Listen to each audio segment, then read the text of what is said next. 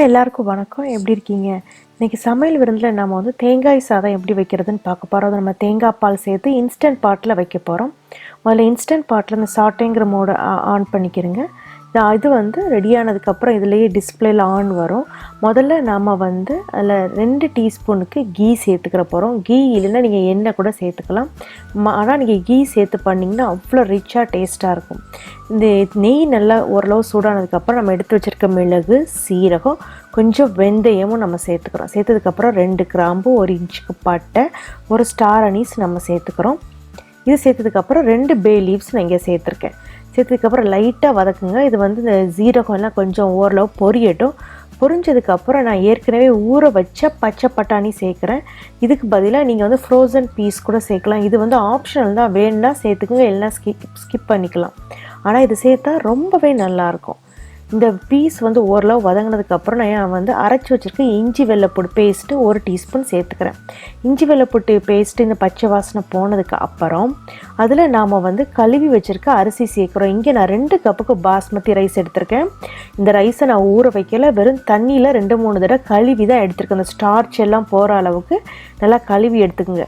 கழுவி எடுத்த அரிசியில் போட்டதுக்கப்புறம் இந்த மாதிரி லைட்டாக வதக்குங்க. வதக்குனதுக்கு அப்புறம் நீங்கள் வந்து இதில் தேங்காய் பால் சேர்க்கலாம்.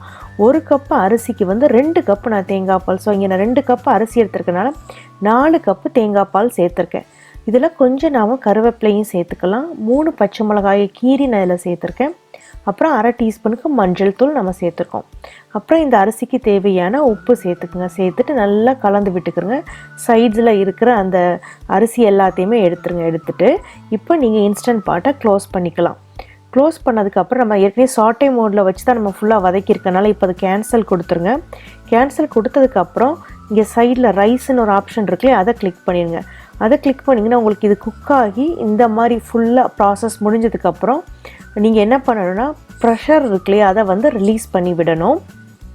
நம்ம ப்ரெஷர் ரிலீஸ் பண்ணாமல் நேச்சுரலாக ரிலீஸ் பண்ண விட்டுட்டோம்னா அந்த ரைஸ் வந்து ரொம்ப ஓவர் குக் ஆயிரும் நமக்கு. அதனால தான் ப்ரெஷரை வந்து நீங்கள் ரிலீஸ் பண்ணதுக்கப்புறம் நீங்கள் இதை பேனை ஓப்பன் பண்ணுங்கள். ஓப்பன் பண்ணி உள்ளக்க இருக்க அந்த ஸ்டெயின்லெஸ் ஸ்டீல் பாட்டை செப்பரேட்டாக தனியாக எடுத்து வச்சுருங்க அந்த எலக்ட்ரிக் ரைஸ் குக்கர்லேருந்து. அதுக்கப்புறம் ஒரு கத்தி இல்லைன்னா இந்த மாதிரி ஃபோர்க் எடுத்துகிட்டு அந்த சைட்ஸை ஃபுல்லாக ரிலீஸ் பண்ணி விடுங்க. இது மாதிரி சென்டர்லேயும் கொஞ்சம் லைன் இந்த மாதிரி போட்டு விடுங்க. எதுக்குன்னா இது ஃபர்தராக குக் ஆகாமல் இருக்கும்.